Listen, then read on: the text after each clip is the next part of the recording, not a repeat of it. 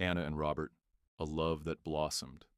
Anna met Robert, or Bob, as he was known to everyone, at the farmer's market one crisp Saturday morning. Their families frequented the same market, but that particular day, their worlds collided in a way neither could have anticipated.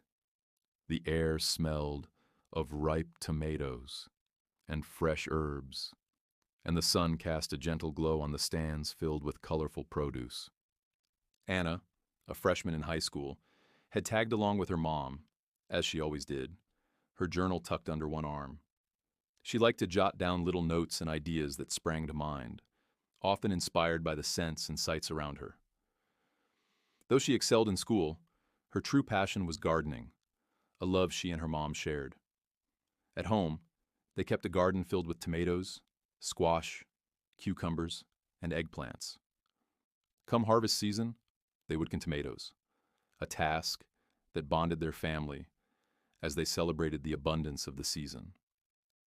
Her mother, Caroline, encouraged Anna's love for gardening, always reminding her that nurturing life was a gift. Saturday mornings, they'd pore over recipes for the vegetables they'd buy at the market, forming plans for the week's meals. Her father, Michael, also encouraged her dreams, often slipping her books he thought might inspire her writing. Their home was filled with quiet moments of support, each parent adding to Anna's confidence and sense of purpose. Bob, a junior, was manning his family's stall across the market that day. He was practical and self-assured, thanks to countless hours spent helping his dad with projects around their farm.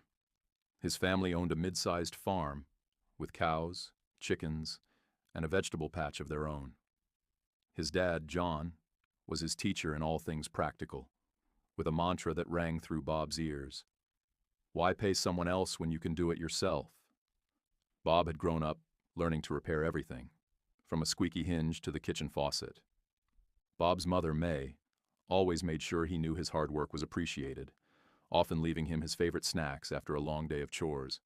As Anna perused the rows of vegetables, she happened to glance up and see Bob restocking his family's produce display. He was focused, his hands moving with practiced ease, and Anna couldn't help but feel a pang of admiration for his quiet confidence. They shared a few awkward laughs and chatted about school, the market, and the projects Bob worked on with his dad. It was a simple exchange, but as they walked away, both felt they'd found something worth exploring. School days and growing closer.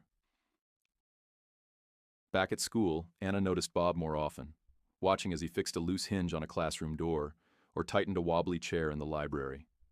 Bob started bringing small gifts from his family's stall, a freshly picked apple or a bunch of baby carrots, creating a ritual they both looked forward to.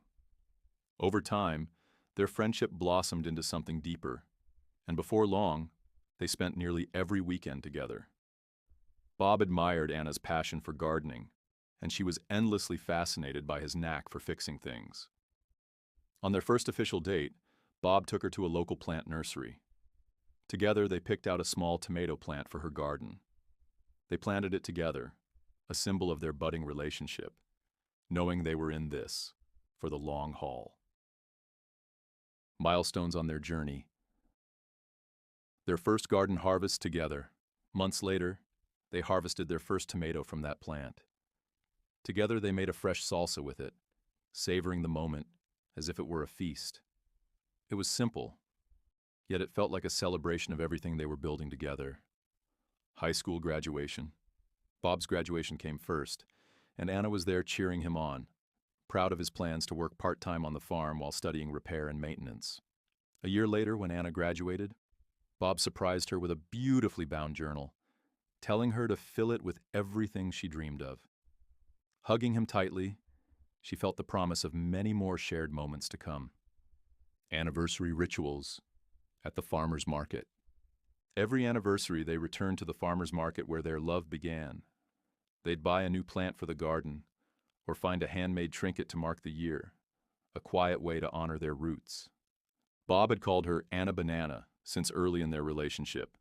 It was silly, and she initially found it corny. One morning, while putting on her makeup, Bob walked by and called out, "There's my Anna Banana!" in his playful, sing-songy tone. She laughed. "You are so corny." Bob's smile faded, and he didn't call her Anna Banana for weeks.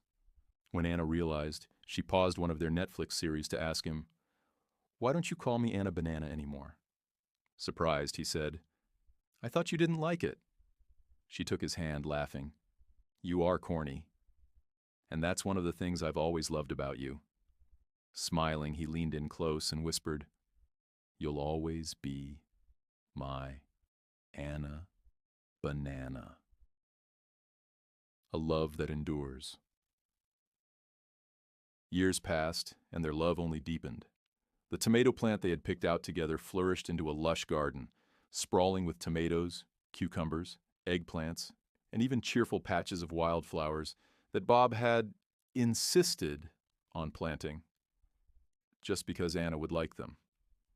The garden became a living scrapbook of their journey, each plant a memory rooted in the soil they had tended together.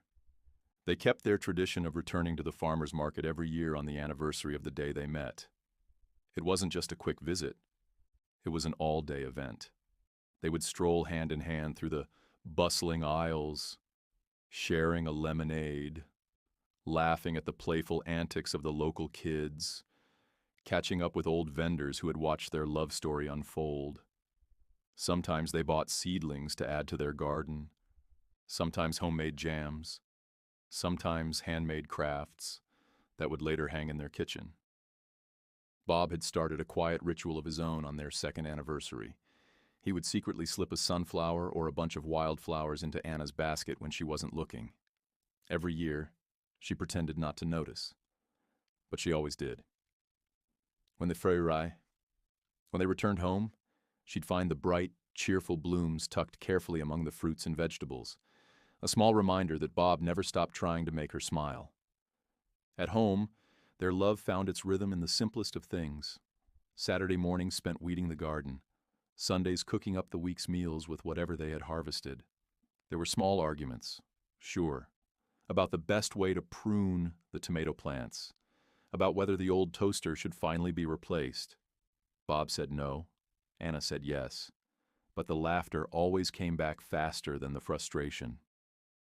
One evening, after a long day at the market, they stood in their small, sunlit kitchen, chopping tomatoes and onions for fresh salsa.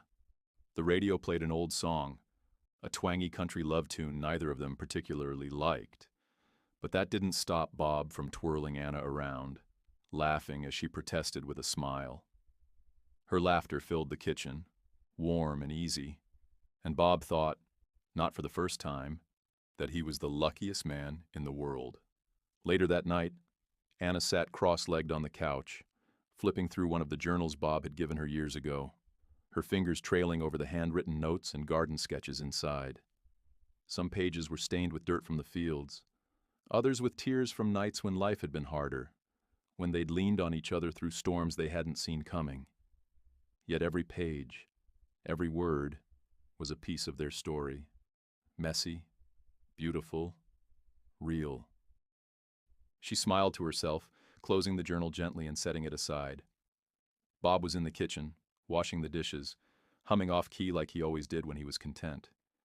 She watched him for a long moment, her heart full, and realized some people search their whole lives for the kind of love they had built, one small moment at a time. Bob glanced over his shoulder and grinned, wiping his hands on a towel. "What are you looking at, Anna Banana?"